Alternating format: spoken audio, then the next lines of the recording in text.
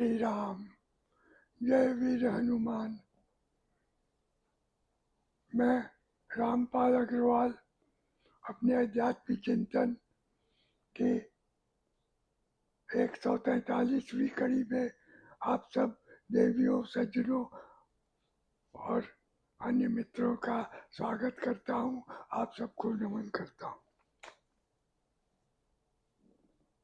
तो आज का विषय बहुत ही सारगर्भित है। इसका शीर्षक है कि जब हम सब प्रकार की भौतिक दवाएं करते करते थक जाते हैं और विशेष लाभ नहीं होता है, तब हम प्रभु की शरण में जाते हैं। ये उसी के संदर्भ में है।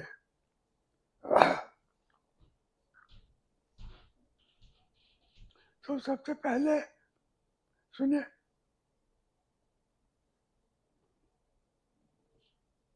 भगवान धन्वंतरी क्या कहते हैं? अच्युत अनंत गोविंद नाम स्मरण वेशजात नश्यन्ति सकला रोगा सत्यम सत्यम वदाम्यहम्। फिर से एक बार सुने, भगवान धन्वंतरी कहते हैं, अच्युत अनंत गोविंद नाम स्मरण वेशजात नश्यन्ति सकला रोगा सत्यम सत्यम वदाम्यहम्। भगवान धन्वंतरी समुद्र मंथन के समय अमृत कलश लेकर समुद्र से बाहर आए थे, तो उन्होंने कहा कि प्रभु के जो सुंदर नाम है, अच्युत है, अनंत है, गोविंद है, इसके स्मरण रूपी दवाओं से सब प्रकार के रोग नष्ट हो जाते हैं। ऐसा मैं सत्य कहता हूँ, सत्य कहता हूँ। तो इसमें किसी प्रकार के संशय का कोई कारण नहीं है। फिर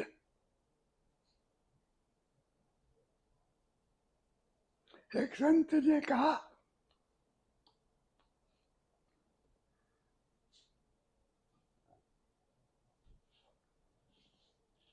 वो हरिद्वार में संन्यास आश्रम में रहते थे।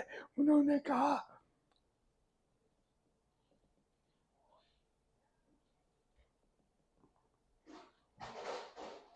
बार बार उन्होंने कहा कि मैं कोशिश कर रहा था बाहर रहने की, परंतु तबीयत ठीक नहीं रहती थी।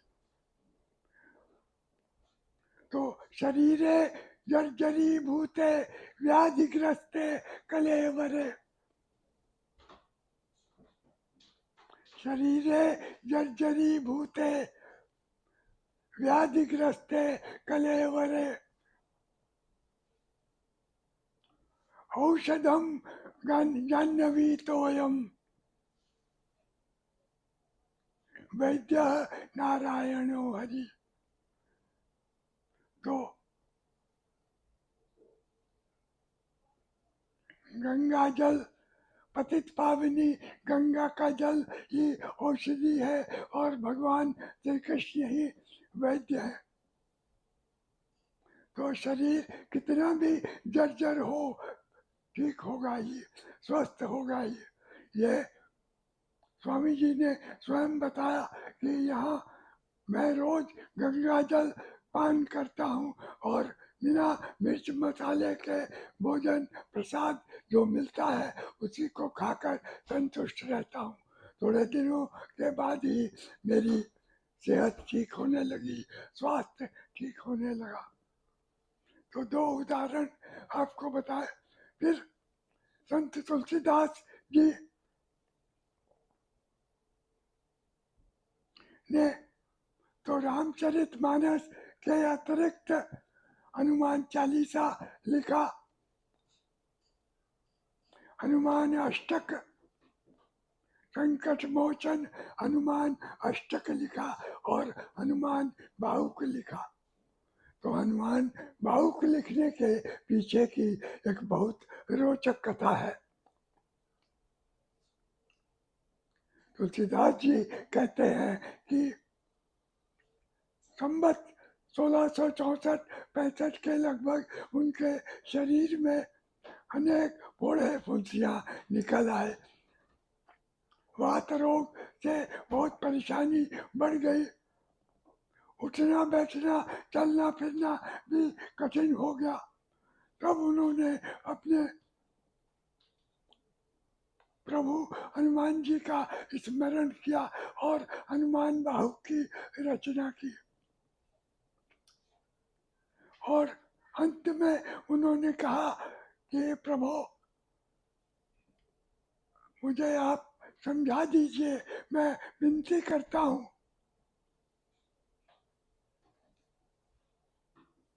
कि कौन सा काम ऐसा है जो आप नहीं कर सकते।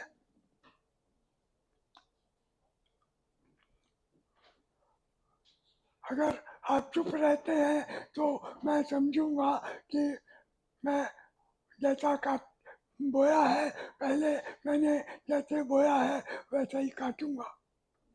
अब हनुमान जी अपने भक्त की उलाहना सुनकर कैसे पीछे रहते, तुरंत दौड़े चले आए।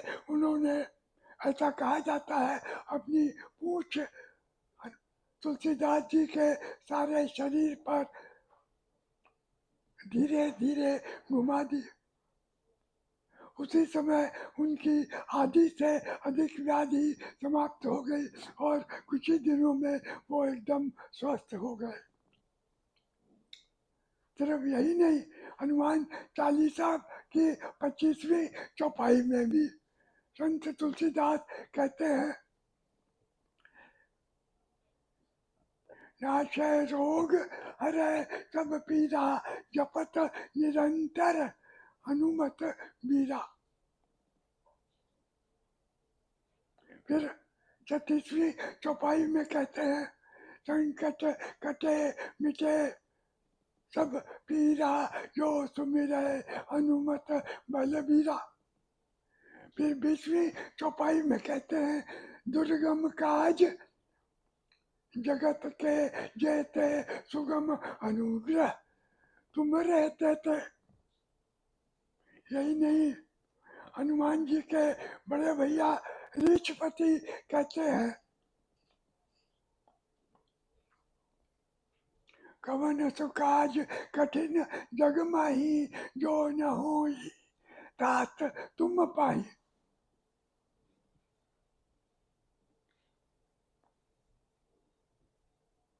कवन सुकाज कठिन जग माही, जो न होई तात तुम पाई। राम काज लगी तब अवतारा, सुनत ही भयउ पर्वताकारा।